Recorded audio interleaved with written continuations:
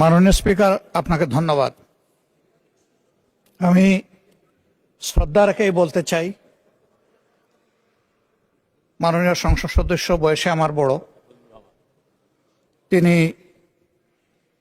মুক্তিযুদ্ধে তার অবদান সবকিছুই বলেছেন, কিন্তু নিজের অবদান বলতে গিয়ে আরেকজনের অবদানের উপরে হাতুড়ি পিটানোর অধিকার কাউকে দেওয়া হয়। তিনি পার্সোনালি আমাকে হার্ট করেছেন। তিনি বলেছেন যে আমি বলে থাকি আমি শহীদ মুক্তিযোদ্ধা পরিবারের সদস্য, তাহলে ইনি এটাকে চ্যালেঞ্জ করছেন।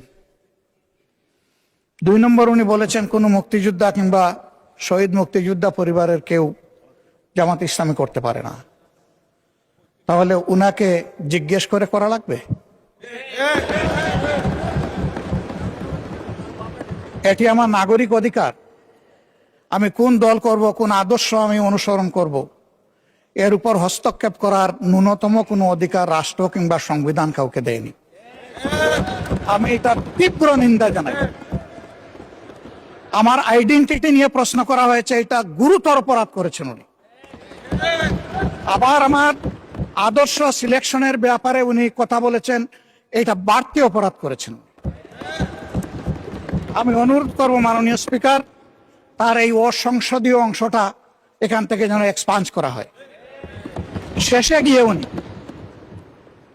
আমরা খোলা মনে এই সংসদকে ফাংশনিং করার জন্য বর্তমান জ্বালানি অব্যবস্থাপনা সংকট যেটাই বলি, সেইটার ক্ষেত্রে আমরা এগিয়ে এসেছিলাম। খোলা মনে কথা বলেছি, নোটিশ নিয়ে আলোচনা হয়েছে এবং পরের দিনে সে মাননীয় প্রধানমন্ত্রী একটা প্রস্তাব দিয়েছে, আমরা সাথে সাথে এটা গ্রহণ করেছি। তিনি এইটাকে শেষ পর্যন্ত কনক্লুশন টানলেন কি দিয়ে? হ্যাঁ, যার মগজ যেরকম তার কনক্লুশন হবে সেটা।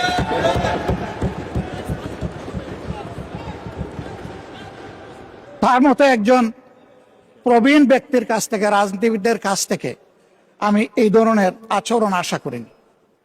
আমরা এখানে প্রথম দিনই বলেছি ভালো কিছু শিখতে এসেছি। কাউকে হিট করা, গালি দেওয়া, এর মাধ্যমে বড় কিছু অর্জন করা যাবে না। কিছু গোলাবাজি হতে পারে বড় জোর, কিন্তু তার চাইতে বেশি কিছু হবে না। আর সাধারণত যুক্তি যখন ফুরিয়ে যায়, মাথা তখন গরম হয়ে যায়। একটা প্রবাদ আছে, রেগে গেলেন তো হেরেই গেলেন। আমরা সবাই মিলে হারতে চাই না, আমরা সবাই মিলে জিততে চাই।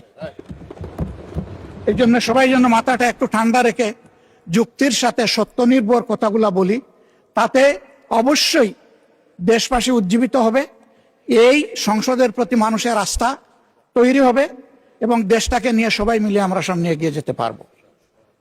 ধন্যবাদ মাননীয় স্পিকার।